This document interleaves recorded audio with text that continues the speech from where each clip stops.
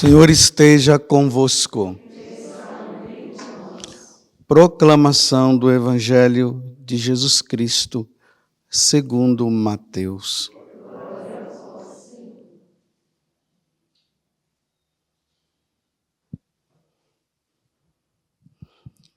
Naquele tempo disse Jesus: Ai de vós, mestres da lei, e fariseus hipócritas! Vós sois como sepulcros caiados.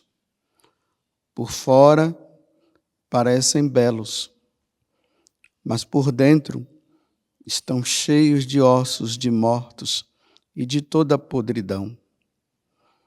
Assim também vós, por fora, pareceis justos diante dos outros, mas por dentro estáis cheios de hipocrisia e injustiça. Ai de vós, mestres da lei, e fariseus hipócritas!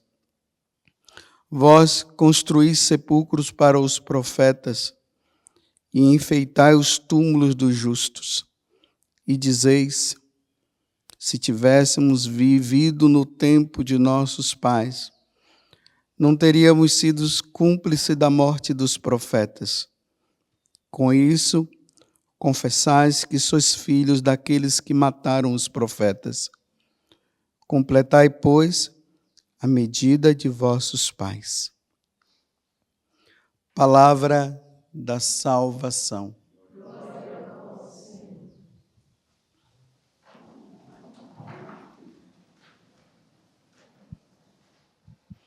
Já há alguns dias, nós estamos acompanhando esse capítulo 23 do Evangelho de São Mateus, mas por causa de algumas festividades que teve, então a passagem ela não foi lida, mas sim a do santo do dia. E esse Evangelho, essa passagem, ela começa com Jesus fazendo uma advertência às multidões que estavam ali e também aos apóstolos. Ele dizendo: olha, vocês estão vendo os fariseus? Eles sentam-se na cátedra. Então, a cátedra é essa cadeira central aqui, onde o bispo senta e os sacerdotes também, na hora da celebração. É daí que vem a palavra catedral. A catedral é o centro, né? Ali é a igreja central da diocese. Então, aquele que senta ali, ele tem autoridade de falar em nome de Deus. Como eu falava, os ministros ordenados. Então, ele tem autoridade para falar, ele tem autoridade para consagrar, ele tem autoridade para absolver os pecados, porque assim Deus deu essa missão. A pessoa de Cristo, tudo aquilo que Cristo fez, o sacerdote, os bispos, primeiramente, os sacerdotes são os cooperadores, os padres são os cooperadores dos bispos, fazem também isso, têm essa autoridade. Só que Jesus ele faz uma grande advertência para aquelas autoridades religiosas daquele tempo, que eram os mestres da lei, os fariseus e tantos outros. A advertência que ele faz é a seguinte: faça o que eles dizem. Ou seja, quando eles chegam aqui no púlpito, quando eles instruem, ouçam o que eles estão dizendo e façam, porque eles estão falando em nome de Deus, estão falando também de acordo, porque ainda tem isso, Não é somente falar, tem que estar de acordo com os ensinamentos de Deus. Não pode simplesmente falar o que é próprio deles. Como em algum momento Jesus fala, a doutrina não é minha, o ensinamento não é meu. Então, quando eu estou aqui, ou qualquer sacerdote, nós não estamos aqui falando a partir de uma percepção minha, porque eu acho que é assim, e assim eu faço, e ponto final. Não, eu nunca vou colocar as minhas ideias. Ainda que eu até, entre aspas, né, na minha humanidade, poderia até discordar, mas eu nunca vou e não posso falar aquilo que é da minha cabeça, mas eu tenho que falar sempre aquilo que Deus fala. Então Jesus está dizendo, faça o que eles dizem, mas não façam o que eles fazem. Porque entre o que eles falavam e a prática deles, havia um abismo muito grande. Fala uma coisa, vive outra. E aí hoje, Jesus, ele fala uma coisa importante. Ele diz, eles são hipócritas. Ai de vós, fariseus hipócritas. Ai de vós, padre José Augusto, sacerdote do Altíssimo, hipócrita. Quem é o hipócrita? O hipócrita é o dissimulado. Ele age de um jeito, está ali na sua frente, está sorrindo, né? Parece um bom camarada, mas dentro dele não pensa nisso não. Quer sempre sair por cima, ainda mais quando está no poder. Hipócritas. Aí ele faz uma comparação assim, meu Deus, que comparação, né? Ele chama os fariseus hipócritas como sepulcros. Interessante que muitas vezes eu fui para Lorena, aqui pela Estrada Velha, né? Lorena fica a uns 20 minutos de Cachoeira Paulista. E quando a gente vai pela Estrada Velha, chegando em Lorena, tem um cemitério ali. Mas é desse cemitério para Granfino, né? Provavelmente. Eu olhava assim, eu achava até que era um campo de futebol. Todo gramadinho, tudo bonitinho. Você não vê aqueles sepulcros igual aqui, o nosso aqui do lado, né? Onde já está lá tudo marcadinho para nós, um dia estávamos lá também. É só jogar por cima do muro. Então está lá. O daqui, aqueles montes, aqueles mausoléus grandes, aquelas coisas todas assim. Lá não, tudo assim, bonitinho. Dá até para fazer piquenique. Dá, porque as lápides estão tudo, né? O sepulcro está tudo assim no chão, e um gramado. Não dá para você perceber que ali é um cemitério. Aqui sim, aqui fica em evidência, né? Tanto que quem passar ali à noite, quem é que entra aqui à noite? Os medrosos vão ficar com medo, né? Mas o de lá não, lá dá para você curtir muito bem. Aí ele está dizendo, vocês são hipócritas iguais àqueles sepulcros daqueles cemitérios, bonitinho por fora, mas dentro só tem nojeira, ossos, e além da nojeira, tudo fedido. Vamos supor, vou falar agora o contrário, vamos supor que os cemitérios fossem assim. Está ali o buraco, né? Onde é colocado, colocava o corpo lá da pessoa e ia embora. Quem é que ia conseguir entrar ali? Corpo em decomposição, fedor. Ninguém conseguia entrar, não. Então, ali, a verdade do cemitério é aquela. Aquele corpo em decomposição fedido. Aqui eu me lembro, lá em São Gonçalo dos Campos, nos primeiros anos de sacerdote, né? Porque eu fiquei 2 anos lá como padre. Aí um dia eu fui fazer uma encomendação de um corpo, meu Deus do céu. Quando eu entrei na igreja, aquele fedor de morto. Parece que o morto tem o fedor próprio, né? Meu Deus do céu. E o povo em cima, os parentes, né? Em cima ali. Eu cheguei lá, eu já vi a ânsia, a vontade. Eu disse, meu Deus, eu não vou conseguir fazer essa encomendação, não. Me dê força aqui. Foi a encomendação de corpo que eu fiz mais rápida da face da terra. E olha que eu não gosto de fazer as coisas de qualquer jeito, não. Para vocês verem como estava a igreja.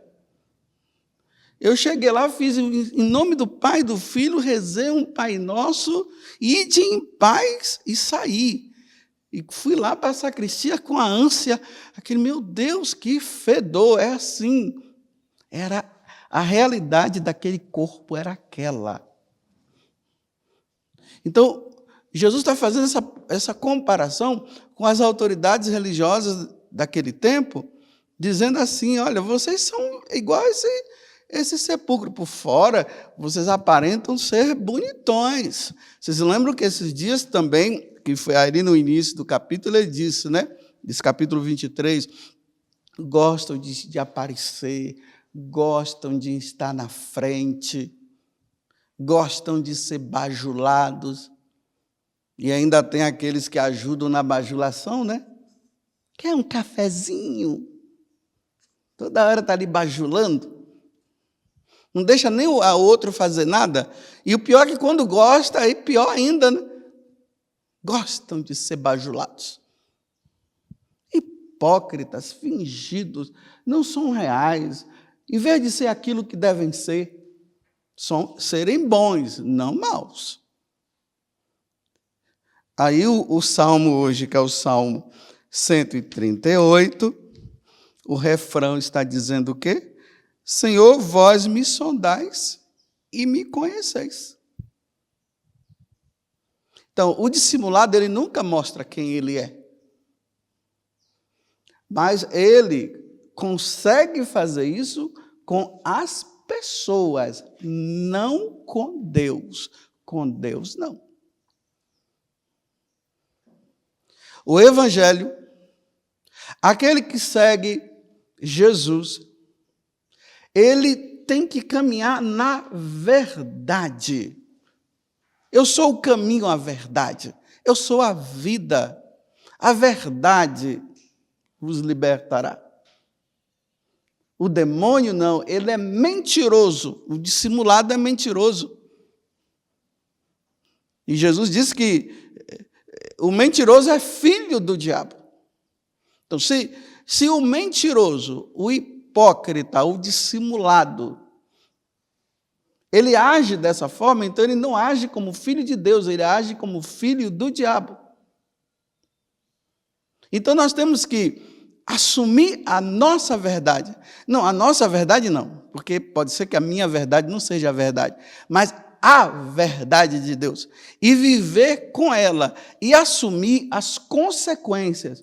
Porque o dissimulado, esses hipócritas, que age de um jeito, fala de um jeito e age de outro. Eles vivem de respeito humano. É o respeito humano. Viver de boa aparência, mas não mostra o que é. Aquela batidinha nas costas, aquele sorriso sem graça, aquele negocinho assim, né? Sempre querendo tirar proveito, sempre querendo sair numa boa. Não é verdadeiro. Na hora que é para chamar atenção, não chama. Fica ali, bajulando, passando a mão na cabeça. É dissimulado, é assim que eles eram. Mas eu repito, Deus sonda. Deus conhece essa dissimulação. Volto a dizer, são pessoas que não rezam. Porque na medida que a pessoa vai rezando, e ela vai se encontrando com a verdade de Deus, e na medida que ela vai se encontrando com a verdade de Deus, ela sabe a consequência de quem não vive na verdade, ela vai ficando cada vez mais, ela vai se assemelhando a Deus, e ela já não se preocupa mais com o que o outro vai dizer dela. Ela é aquilo. Essa hipocrisia que não salva, mas leva a pessoa à perdição. A perdição total.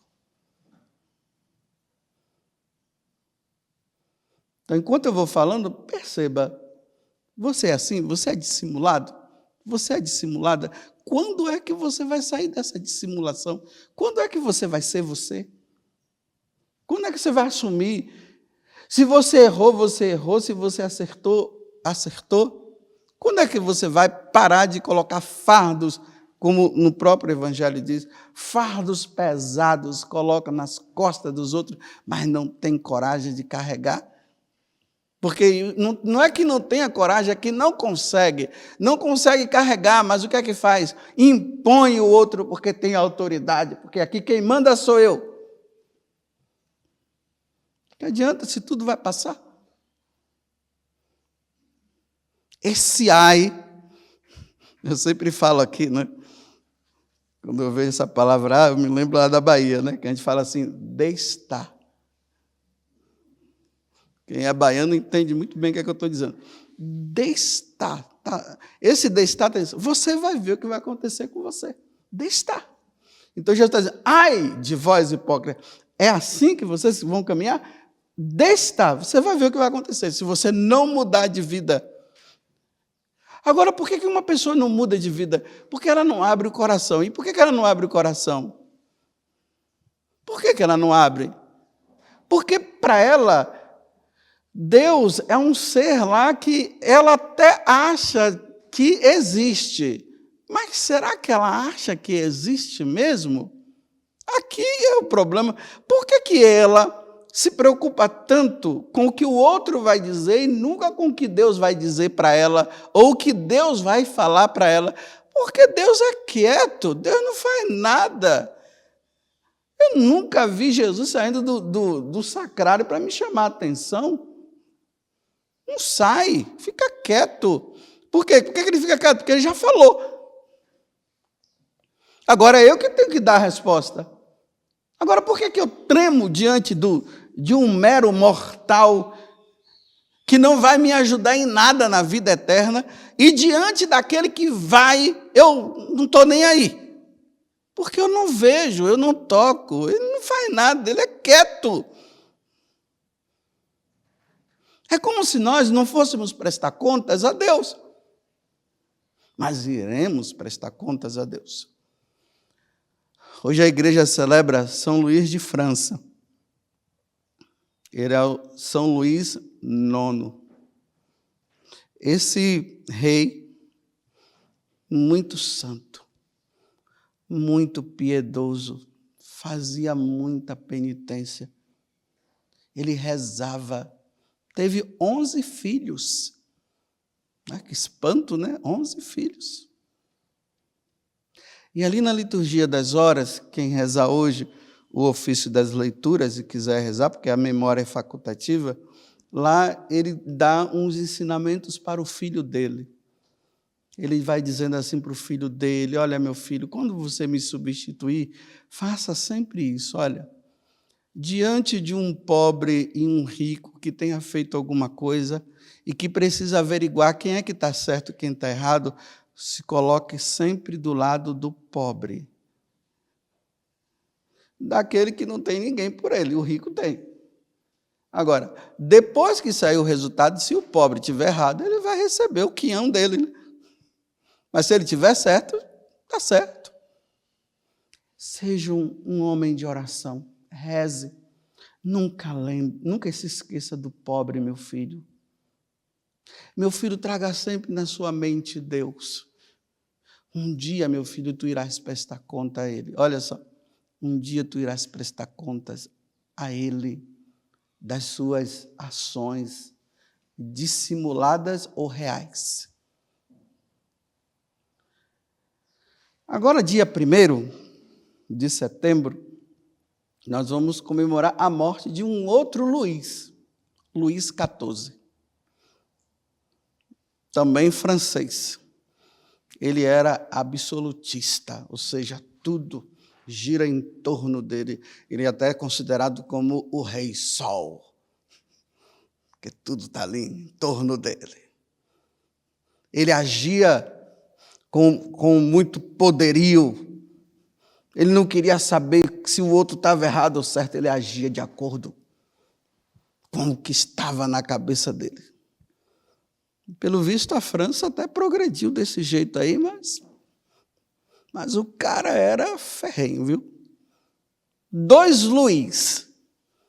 O Luís santo, que vivia uma vida de santidade, reconhecia quem ele era. Fala-se até que quando ele ia se confessar, ele falava: padre, não me considere como rei aqui, me considere como um pecador. Olha que homem santo. Por isso que não foi canonizado, é santo, vida com Deus. O outro, o grandão. Diz que no dia da morte dele, o segundo, o Luís XIV, na hora que ele morreu, foi às 4h31. Então, aqueles relógios de pêndulo, né, que fica ali, taco, taco, tac, tac, para lá e para cá. Aí, na hora que ele morreu, pararam o pêndulo exatamente na hora que ele morreu. E lá no Museu de Versalhes, não sei se é no Castelo, não sei, lá o relógio continua parado. Desde 1700 e pouco até hoje, o relógio está parado exatamente no horário que ele morreu. Está lá. Não vai nem para um lado, nem para o outro. Ali, ele foi ao encontro de Deus. Tudo parou na vida dele. O tempo de mudança de vida que ele teria, as hipocrisias que ele tinha que ter deixado de lado e não deixou, as dissimulações, tudo, as maldades. As bondades também, né? Porque ninguém é ruim só o demônio, né? Que é ruim mesmo por natureza. Parou ali. Ali, ele foi ao encontro de Deus daquele jeito. Senhor, vós me sondais e me conheceis. Vamos dizer o outro, né? Vamos supor que o outro também tenha morrido também às 4h31. O relógio parou.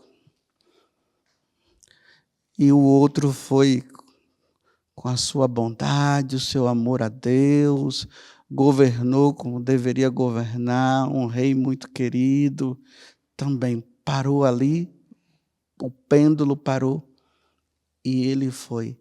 A partir do momento que ele foi daquele jeito, do outro lado se apresentou do jeito que foi, sem mudança, porque lá não muda mais. Acabou. O primeiro, não sei quantos anos ele governou, não, mas me parece que o Luís XIV governou por 47 anos. Meu Deus do céu, gente ruim é assim. Parece que Deus vai dando tempo para ver se a pessoa muda, mas não muda. Quantos anos para aquele homem mudar? O hipócrita, dissimulado, foi ao encontro de Deus. Agora, tudo é eterno, nada mais é passageiro, tudo é eterno. Os bons vão para a eternidade, para uma vida eterna feliz com Deus. Os maus vão por sofrimento eterno, no inferno com o diabo, porque não soube aproveitar o tempo que Deus deu. Como será o meu dia e o teu, meu irmão e minha irmã? Uma vida dissimulada até quando? Até quando? E quando o relógio da vida parar? Porque lá não tem tempo, lá é eterno. do jeito que cai, fica. É assim que vai. Mas nós nunca sabemos o tempo que nós vamos, né? Bem, nesse tempo aí de pandemia, o pessoal ficou assustado, né? Mas agora está voltando tudo ao normal. Está voltando tudo. O pessoal está esquecendo já. Um pouco dia, esse negócio desse bichinho aí acabou, é coisa do passado, vamos viver. Uns, nesse tempo, realmente pararam para pensar e estão levando uma vida assim. Outros ficaram com medo e fizeram tantas orações, acordaram nas madrugadas para rezar e aquela coisa toda. Pouco dia não vão querer mais rezar, porque está tudo. Aí começa a hipocrisia de novo. Porque já não tem mais aquela barreira, aquele negócio, né? No toque em mim e tal. Aí acabou tudo. Aí vai chegar um momento que, com esse bichinho ou sem esse bichinho, o relógio do tempo irá parar. E como irá parar? Como, meu Deus? Como será o meu dia? E não adianta ficar correndo, não, desse dia. Eu não vou... Eu tenho que ser mais positivo. Tem gente que diz assim, eu tenho que ser mais positivo, vou ficar pensando lá no meu dia. Olha, não tem coisa mais positiva mesmo do que pensar naquele dia. Porque quando se pensa naquele dia, muda-se de vida. Mas quando não se pensa, vai levando a vida de qualquer jeito. E aí o relógio vai parar. Eu queria ver esse relógio lá. Eu disse assim, meu Deus, desde o século XVIII, nós estamos no século XXI, e esse relógio está aqui parado. Já deve até ter enferrujado, né? Está lá. Para dizer assim, esse foi o dia que ele foi. E ele foi assim. Louvado seja nosso Senhor Jesus Cristo. E a nossa Mãe Maria Santíssima.